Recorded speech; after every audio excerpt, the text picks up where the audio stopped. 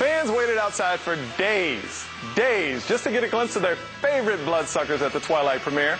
The hysteria is kind of funny, though, when you consider much of the die-hard fans first hated the choice of the lead. At number 1... You know what you are?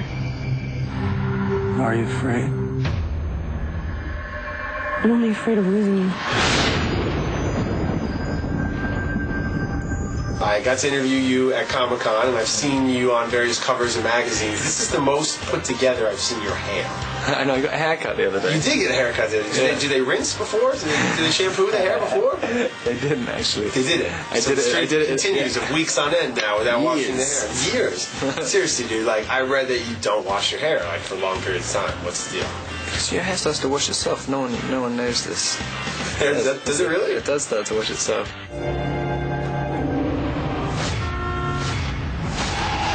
Very serious role. It's a very serious relationship, obviously, that you and Rob share on screen, but also it's a very physical movie for you. Probably the most physical work you've done since Panic Room. How are the stunts? Did you enjoy that aspect of it? Yeah, I always dig that.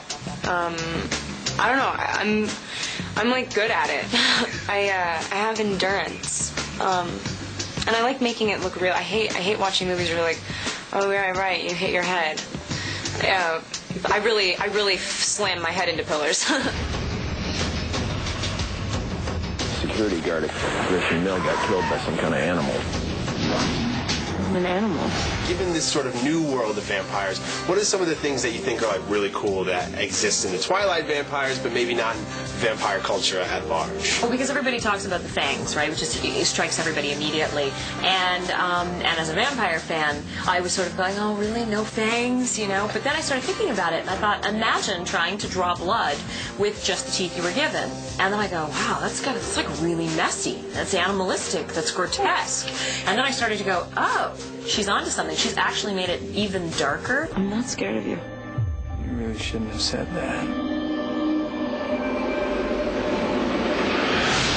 I hear that your mom sees things on the internet. She reads the blogs. She's obsessed with all that stuff. And what's the sort of worst or most embarrassing thing that she's sort of come across? She was the one, right when I first got cast, she sent me this thing. There's this terrible picture of me in this Viking movie I did, and I had this picture saying, like, this is Edward Cullen, sign below and we'll send this to Summit so we'll do something about it. And she sent me this email, and the link to the petition site had 75,000 signatures on it. And I was like, oh, thank you, Mum. That was just so sweet. This isn't real. This kind of stuff just doesn't exist. It does in my world. Besides those 75,000 people, it seems to be there's enough people out there who are excited about the fact that you're playing the character. Yeah, I think it sort of changed when the trailer came out and stuff, and people turn around now, like, now, you know, people want to have my babies and stuff. These days, Robert Pattinson is famous for drinking blood, but back in 2005, on the set of Harry Potter, this year's hottest vampire was craving and, well, sucking back something else altogether. He's our blast from the past, y'all. When I'd gone into it, I was really determined to be taken seriously as an actor right at the beginning. And so I used to just sit there, and everyone just thought this freak who sat at the corner just only drinking coffee and never eating, ever, just sitting there shaking all night. And they just come on me like any response is like stupid.